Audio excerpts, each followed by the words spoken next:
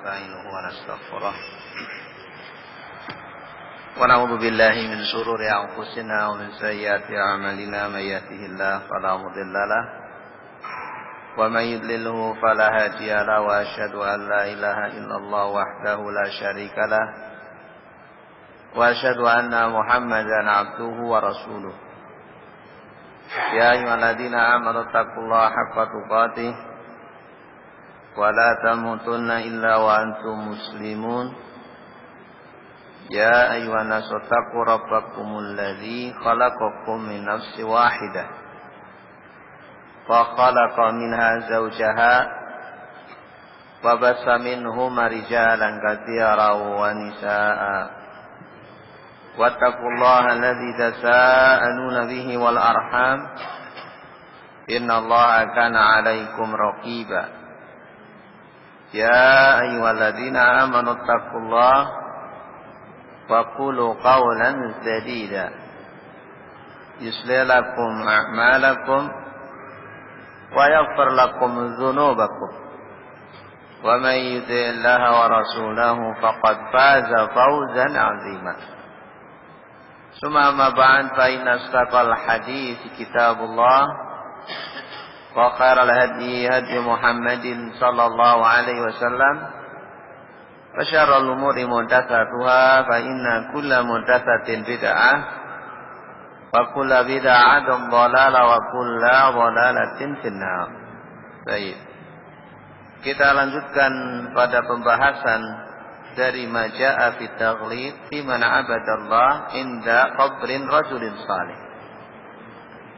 Ancaman yang berat bagi orang yang beribadah kepada Allah di sisi kuburan orang saleh. Fakaifa idza 'abadahu? Lalu bagaimana ancamannya manakala orang itu beribadah kepada penghuni kubur dari orang saleh? Ini masalah penting ma'asyiral muslimin, karena ini sebagian kaum muslimin termakan oleh syubhat, pemikiran yang menyimpang dari bimbingan Rasulullah sallallahu alaihi wasallam, tidak merasa puas dengan nasihat-nasihat Rasul sallallahu alaihi wasallam. Maka kita masuk pada pembahasan terakhir, masalah yang ke-11.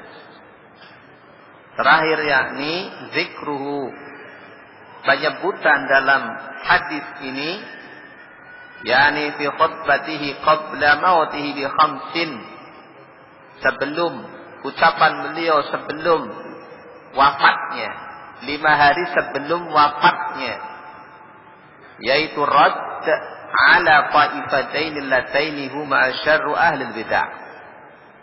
Ucapan beliau merupakan bantahan, radd, bantahan terhadap 2 kelompok yang huma asyar ahli bidah.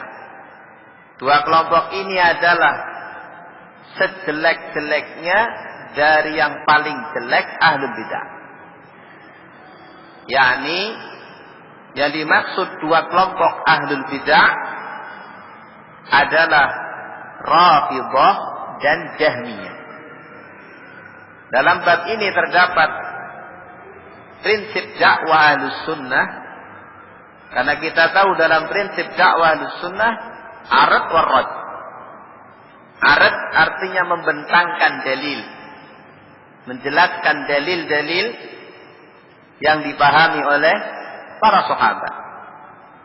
Lalu rad, membantah orang yang menolak apa yang telah datang dari Rasulullah sallallahu alaihi wasallam. Ini prinsip dakwah. Semua dakwah yang diserukan oleh para rasul seperti ini, menerangkan yang hak dan membantah yang batil. Jadi tidak benar kalau dakwah itu cuma menyampaikan yang hak tanpa membantah kebatilan. Tidak demikian. Rad, arad warad. Dan di sini Al-Imam rahimahullah mengambil satu faidah yang bagus, salah satu prinsip dakwah Rasul sallallahu alaihi wasallam, yakni adanya bantahan bagi dua kelompok. Yang kedua kelompok ini asyar, yang paling jeleknya dari ahlul bidah. Semua ahlul bidah jelek, tidak ada yang baik. Maka kita harus berlindung diri dari mereka. Khawarij misalkan disifati oleh Nabi kilabun nar, syarru qatilin tahta ajinis sama. Khawarij itu anjing-anjingnya neraka. Maaf, yang mengatakan anjing-anjing neraka itu Rasul Sallallahu Alaihi Wasallam, orang yang paling hikmah dalam berdakwah. Jadi kalau ada seorang dai mengatakan khawarij kilabun nar, itu paling hikmah. Kenapa paling hikmah? Itulah ucapan Rasul Sallallahu Alaihi Wasallam. Dan dua kelompok ini lebih jelek dari kelompok-kelompok bid'ah yang ada. Apa itu? Yang pertama Syiah. Dan kita masuk kepada penjelasan Syekh Al-Utsaimin. Kenapa mereka dikatakan Rafidhah? Iya. Kelompok yang pertama namanya Rafidhah. Disebutkan di situ pada penjelasan Syekh Al-Utsaimin rahimahullah, wasammu Rafidhah. Mereka dinamakan kelompok Rafidhah. Wa aslu madhabihim min Abdullah ibn Saba. Dan pokok pendirinya yang pertama kali menaruh batu fondasinya, yang menaruh pemikiran yang pertama adalah, kalau kita urut sejarahnya, pendirinya adalah Abdullah bin Saba. Jadi Rafidhah pendiri utamanya adalah Abdullah bin Saba, Yahud. Abdullah bin Saba, barakallahu fikum, adalah pendiri kelompok Syiah. Iya. Dan kelompok Rafidhah adalah petahan dari Syiah. Lalu kata mu'allif, wa huwa Yahudiyun. Kita perlu tahu siapa Abdullah bin Saba, supaya kita tidak tertipu seperti orang Nasoro. Orang Nasoro tertipu oleh Paulus. Paulus ini diterangkan oleh para ulama adalah orang Yahudi. Iya. Lalu dia mengaku-ngaku pengikut Nasara. Karena Yahudi dan Nasara tidak pernah akur. Mereka saling bermusuhan. Yahudi menyusup ke tubuh orang Nasara. Dia adalah Paulus. Iya. Paulus ini pura-pura masuk Nasara. Dia pun mengambil kitab Injil dan dipelajari. Sampai masyhur. Dia jadi ulama di tengah mereka. Pemberi fatwa. Setelah orang tokoh menerima Paulus, baru Paulus mengambil Injil dan dimasukkanlah akidah at-taklid. Apa itu akidah at-taklid? Allah itu tiga tapi satu. Iya. Siapa yang masukkan? Paulus. Iya. Tapi mereka tidak sadar. Ini bisa diurut sejarahnya di dalam sejarah mereka. Bagaimana kejahatan Yahudi terhadap orang Nasoro. Sama mereka juga bersikap ingin merusak Islam dari dalam.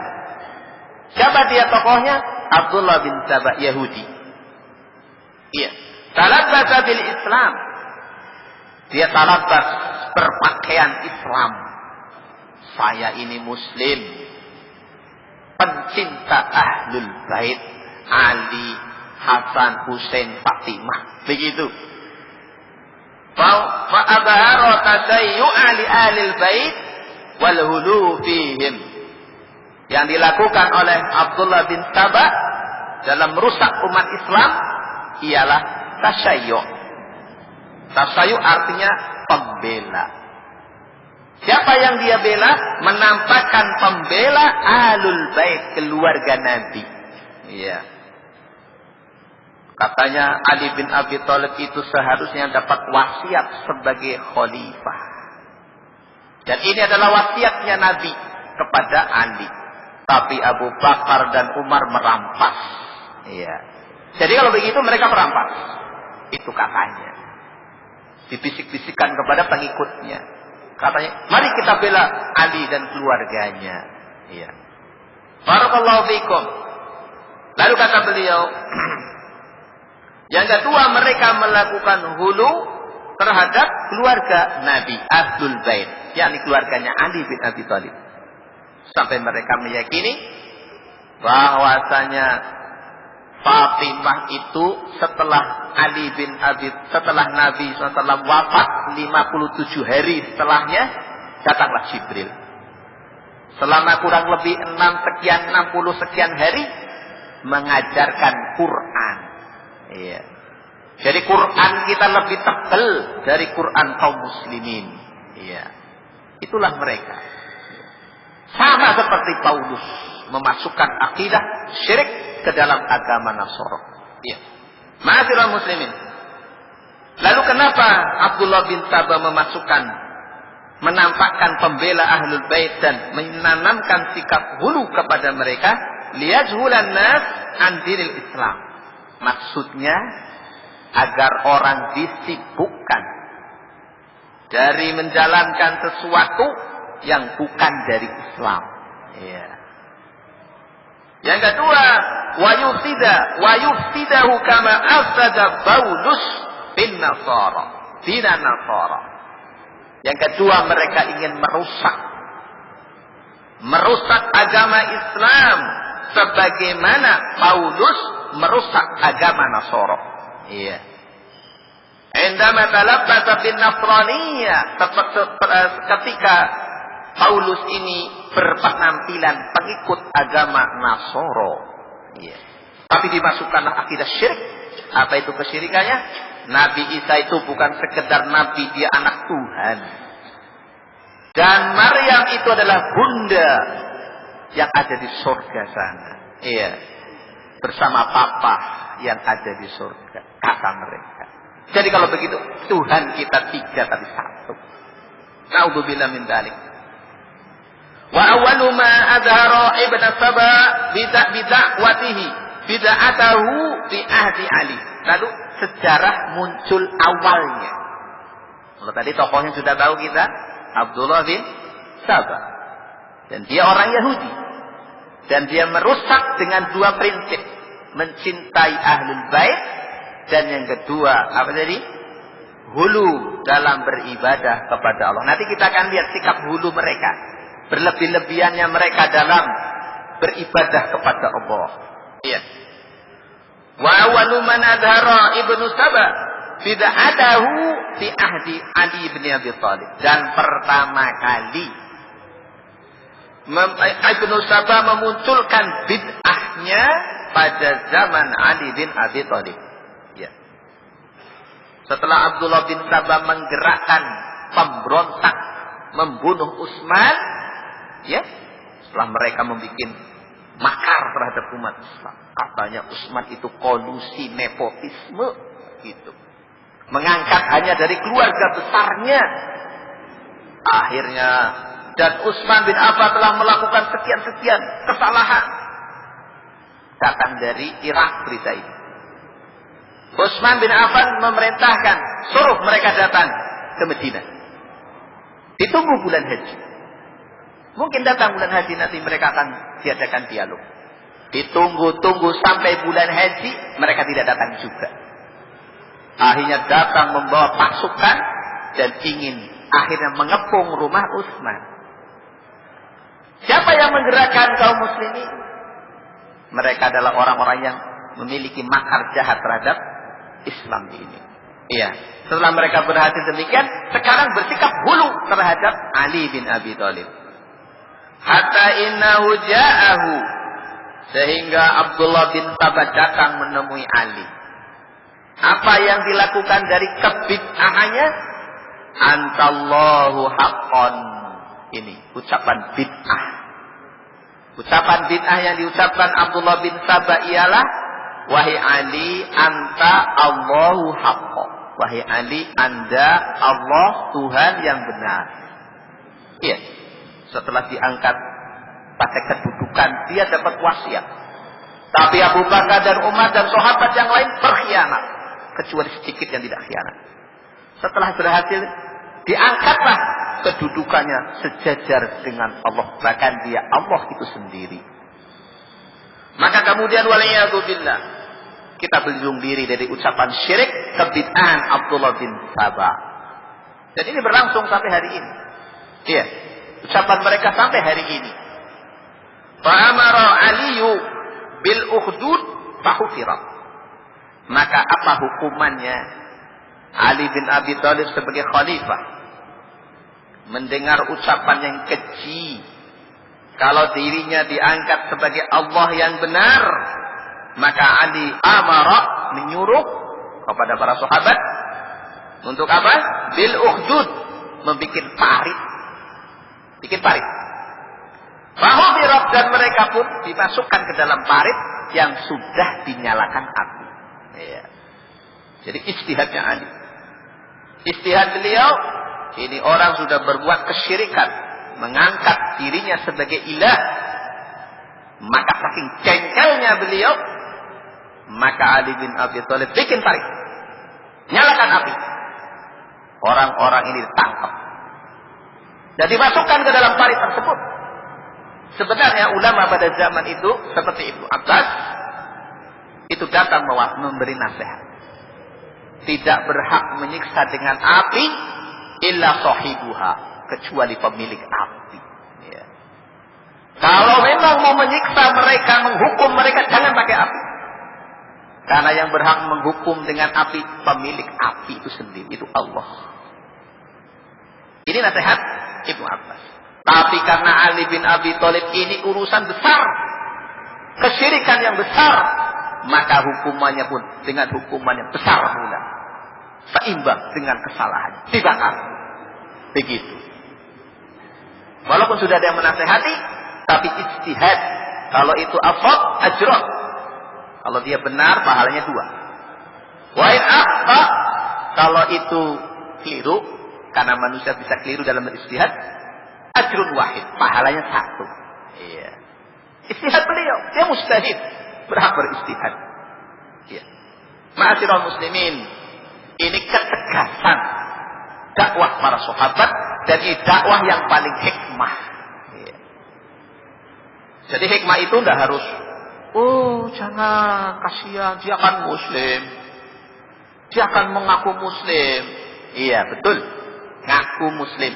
Tapi kalau ucapannya bukan lagi ucapan seorang muslim, maka diberi hukuman yang sepantasnya. Iya. Langit bumi bisa hancur karena sebab kesyirikan mereka. Iya. Wa amara bil hutabi, maka Ali bin Abi Thalib menyuruh bil hutab, hutabnya ini kayu bakar, fajumia, dikumpulkan kayu bakar tersebut, wa bin nari fa'aqadat, dan dinyalakan api. Suma ahraqahum ya, kemudian mereka pun dibakar ke dalam api tersebut. Illa annahu yuqal, hanya saja dalam riwayat, dalam sejarah, Ena Abdullah bin Sabah haraba wa dhahaba ila Misra. Hanya saja tokoh pendirinya, siapa tadi? Abdullah bin Sabah lari ke kota Mesir. Yang dibakar pengikut-pengikutnya. Iya. Tokoh utamanya, aktor utamanya minggat. Iya, memang seperti itu biasanya. Mereka pandai membuat strategi untuk merusak umat Islam. Dan ini banyak. Kalau sudah mereka tertangkap dan ketahui kesalahannya, melarikan diri. Iya. Wa nusira bid'atahu, lalu disebarkanlah bid'ahnya di sana, di Mesir. Wallahu a'lam bishawab. Itu kata Syekh. Di kota Mesir. Sehingga nanti pada abad yang keempat, di kota Mesir berdirilah Daulah Ubaidiyah, Daulah Fatimiyah, Syiah. Kemudian mereka mengadakan perayaan hari kelahiran Hasan dan Husain. Hulu, bikin kebid'ahan yang baru. Al-muhim, anna Aliyan radhiyallahu anhu ra'a amran lam yahtamilhu. Yang jelas, Ali bin Abi Thalib radhiyallahu anhu melihat ada perkara yang dia tidak sanggup untuk menanggung beban berat tadi. Dirinya diangkat sebagai ilah. Ini tidak mampu kita kalau kita diangkat setinggi itu. Apalagi kita bukan kapasitasnya, kita makhluk. Allah itu Khalik. Tapi kadang orang kalau sudah demam dengan pujian, semakin tinggi diangkat, semakin bangga. Sahabat tidak demikian. Dia takut. Apalagi diangkat sampai sejajar dengan Allah. Ini ucapan syirik. Haitsu idda'au fihil uluhiyata. Sekiranya mereka mengaku-ngaku kepada Ali dengan sebagai uluhiyah, sesembahan. Akhirnya ahraqahum minar ihraqa. Dibakar dengan sebenar-benar dibakar. Tidak main-main itu hukumannya. Kemudian summa badat hadhil firqatu al-khabithatu tatakasaru. Kemudian bid'ah tadi yang dimunculkan oleh Abdullah bin Saba Yahudi, mulailah firqah yang jelek ini tatakasaru, berkembang. Ya berkembang, menyebar. Liana syi'aroha, kenapa kok bisa berkembang? Pada sudah jelas-jelas kesyirikannya. Ya. Inilah kata Syekh, sebabnya adalah is'ar, li'anna is'aroha fil haqiqah an-nifaq alladhi yusammunahu taqiyya. Sebab syiar yang didengung-dengungkan hakikatnya adalah kemunafikan yang mereka namakan taqiyah. Jadi mereka pakai senjata namanya taqiyah. Di depan kita seolah-olah kita pencinta Ahlul Bait. Kita pencinta Ali bin Abi Thalib. Jadi kita sama dengan antum. Begitu. Awal kali ngomongnya seperti itu. Setelah masuk, ditawari. Kamu mau kawin mut'ah enggak? Ini tawaran enak ini. Kawin kontrak. Ya. Sehingga anak muda, wah, coba-coba. Agama enak ini. Enak untuk nafsu. Ya. Karena kawin seminggu, maharnya sekian ribu, nanti sudah tidak tenang, baik. Ya. Masya Allah. Ya. Sehingga cocok. Hakikatnya mereka menyembunyikan kemunafikan dengan dibungkus apa tadi? Mencintai Ahlul Bait. Walihada kanat hadhil firqatu akhtar ma yakunu 'ala al-Islam. Sehingga kata Syekh, firqah ini, Syiah ini adalah kelompok yang akhtar, paling berbahaya. Ma yakunu 'ala al-Islam, yang ada di dalam Islam. Kalau Khawarij itu membahayakan. Khawarij, Qadariyah, Mu'tazilah.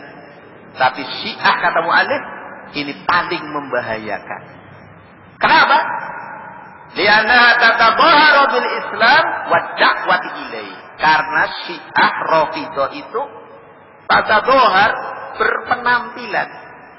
Iya. Penampilannya Islam. Wa da'wah ilaihi, dan mendakwahkan Islam. Tetapi taqayyama sya'airahu dhahira. Mereka hanya taqayyam, berpenampilan syiar-syiar yang nampak saja. Seperti apa? Katahrimil khumur. Mereka seperti mengharamkan khamr wa ma asbaha dzalik, dan yang lainnya. Lakinna tanaqudahu fil batin, tapi batinnya itu menolak. Jika sebagian kelompok, yakni kelompok ini, Syiah ini pada zaman dulu, mereka menghalalkan zina, menghalalkan khamr. Ya. Tapi kalau di depan mata orang banyak dia mengatakan ini haram. Taqiyah namanya. Iya. Ma'asyiral muslimin, fahum yarawna. Nah, sekarang kita lihat, kita urut satu persatu akidah-akidah mereka. Kalau kita urut tadi yang pertama, mereka meyakini bahwa Ali bin Abi Thalib itu adalah uluhiyah, memiliki hak uluhiyah, hak untuk diibadahi. Ya. Ya. Bahkan kalau kita lihat ucapan Khomeini, antum tahu siapa Khomeini? Pemimpin revolusi Islam katanya. Ternyata kalau kita ingin lihat ucapan-ucapan yang sangat keji, ucapan-ucapan yang sangat menyimpang, iya, dari Islam. Seperti mereka mengatakan, Khomeini mengatakan, inna lil imami maqaman mahmuda wa darajatan samiyah wa khilafatan taqwiniyah. Ya. Kata Khomeini dalam kitabnya Al-Hukumah Islamiyah, ada kitabnya, dan ini pedoman orang Syiah. Sesungguhnya para imam-imam, kalau tadi Ali, Abdullah bin Sabah mengatakan Ali. Kalau Khomeini mengatakan sesungguhnya para imam-imam Syiah itu memiliki kedudukan mahmud yang terpuji. Darajatan samiyah, derajat yang mulia. Wa khilafatan takwiniyah, dan khilafah kekuasaan mengatur alam semesta. Taqba'u li wilayatiha wa saytaratiha jami'id darat. Tunduk di bawah kekuasaan para imam-imam tadi seluruh alam semesta ini. Hadal qaul wa in min darurati madhabina, bahkan termasuk madhab pendapat kami yang sangat penting adalah, kata dia, kata beliau, annal li a'immatina maqaman lam yablughu malakun muqarrabun wala nabiyyun mursal. Para imam itu mencapai tingkatan yang tidak pernah dicapai oleh para malaikat. Para rasul tidak pernah sampai pada tingkatan itu. Kalau imam kami sampai. Inilah hulunya Khomeini terhadap imam. Kalau tadi Abdullah bin Sabah kepada Ali, mengangkat sebagai Tuhan. Yang kedua, di antara prinsip mereka, dan ini kata mu'allif, yarawna a'immatuhum alihah tudirul qaul tadi. Yang kedua, mereka meyakini bahwa para imam-imam itu pengatur alam semesta. Ini ucapan Khomeini. Ya, tokoh revolusioner di Iran waktu itu. Yang para ulama kita seperti Syekh bin Baz, Albani, ya, dan ulama-ulama alam waktu itu, ulama-ulama internasional memberi fatwa, ini adalah ucapan kufur. Ya. Walaupun banyak yang tertipu atas gerakannya Khomeini waktu itu.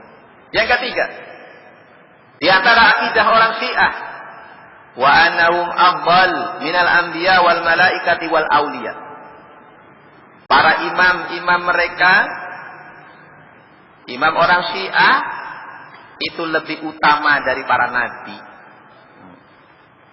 Wal malaikati, dan para malaikat, wal auliya, dan para wali. Masya Allah. Ini ucapan kufur. Ucapan kufur, ucapan Khomeini. Wa nahum fi martabatin la yunaluha malakun muqarrabun wala nabiyyun mursal. Mereka mendapatkan tingkatan yang tidak pernah diperoleh oleh para malaikat yang dekat dan nabi yang diutus. Lihat ini akidah mereka. Lalu kata Syekh, wa haula'i kaifa yasihu an tuqbala minhum da'wal Islam. Kalau seperti ini akidahnya para hadirin, bagaimana akan benar, akan diterima pengakuan Islam mereka? Antum menerima keislaman mereka? Kalau Anda tidak menerima orang yang meyakini Uzair anak Allah, kalau Anda tidak meyakini mereka itu Muslim, lalu ini lebih hulu dari mereka. Bukan sekedar anak, Tuhan pengatur. Lebih hulu mana kira-kira? Maka jangan heran orang-orang Rafidhah itu lebih kecil kadang daripada orang Yahudi dalam mensikapi Ahlus Sunnah. Sampai dikisahkan oleh para ulama bagaimana kecilnya mereka ketika orang Syiah bergabung dengan orang Yahudi. Memerangi siapa? Kaum muslimin. Ulamanya ditangkap, dibunuh, dipantai. Maka orang Yahudi diperintah orang Syiah, siksa ulama ini. Bagaimana cara ulama ini disiksa? Dikelupas kulitnya. Seperti Anda ngelet kambing itu. Kelet kulitnya. Sampai sudah satu persatu dagingnya dikelupas. Orang Yahudi ini melihat denyut jantung. Sampai dadanya itu kelihatan jantungnya berdenyut. Dia belum mati. Dia tidak tega. Akhirnya diambil belati dan jantungnya ditusuk. Dia cepat mati. Lihat ini. Dan ini sejarah. Kita harus banyak belajar dari sejarah. Kalau masuk orang-orang Syiah di kota ini, kaum muslimin, jangan dibiarkan. Bisa banjir darah kaum muslimin. Lihat kekejaman mereka terhadap umat Islam pada zaman dulu. Ya. Terakhir, masih ingat barangkali saudara kita yang ada di Markis Syekh Mukbil.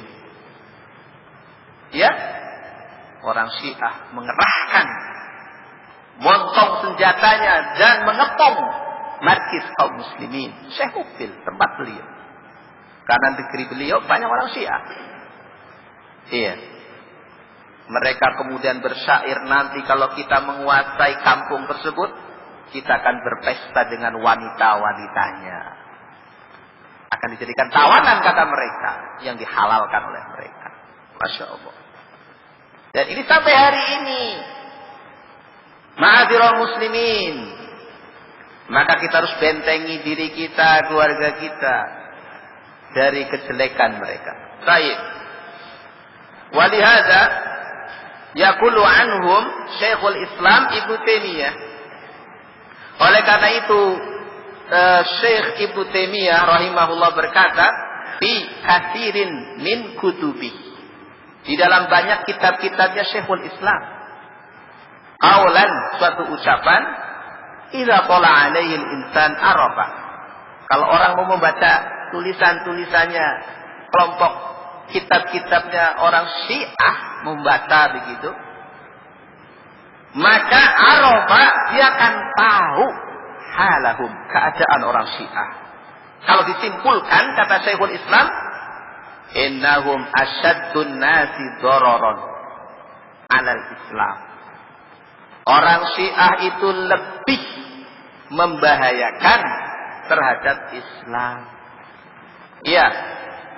Kenapa? Karena mereka berpenampilan muslim, haji. Ya.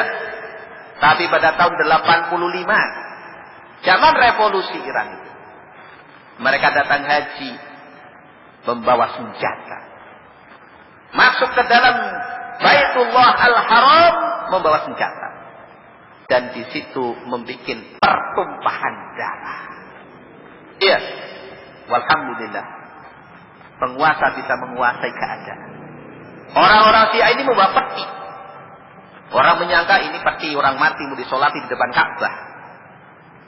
Ternyata setelah diatur sedemikian rupa, dibuka petinya. Apa isinya? Senjata. Diberondong, diarahkan kepada kaum muslimin yang sedang menunaikan haji. Pertumpahan darah di Masjidil Haram.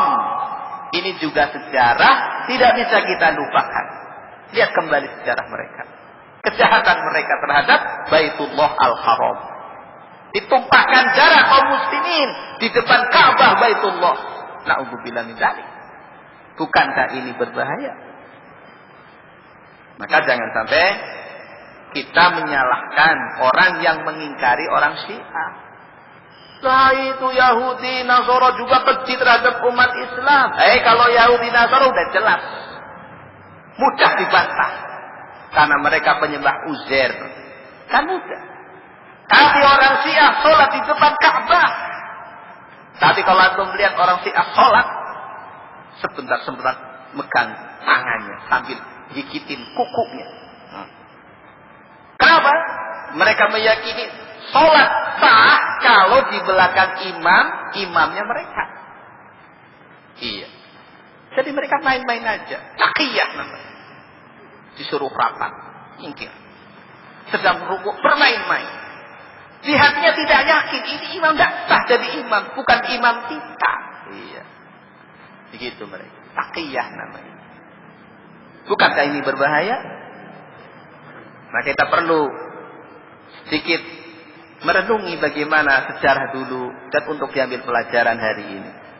Kalau kata Syekh Ibnu Taimiyah, Syekhul Islam, wa annahum hajarul masajid wa amarul masyahid. Kesimpulannya kata Syekhul Islam, kalau antum baca kitab-kitab mereka, sejarah mereka itu meninggalkan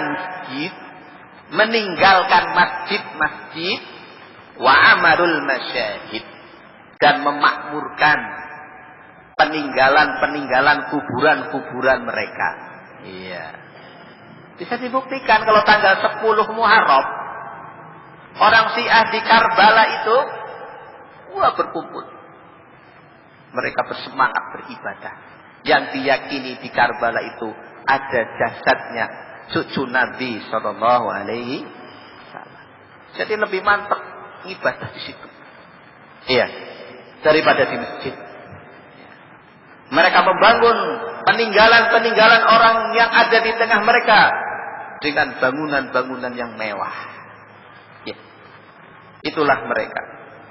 Jadi ini salah satu di antara bentuk penyimpangan orang Syiah, meninggalkan masjid dan memakmurkan kuburan-kuburan mereka.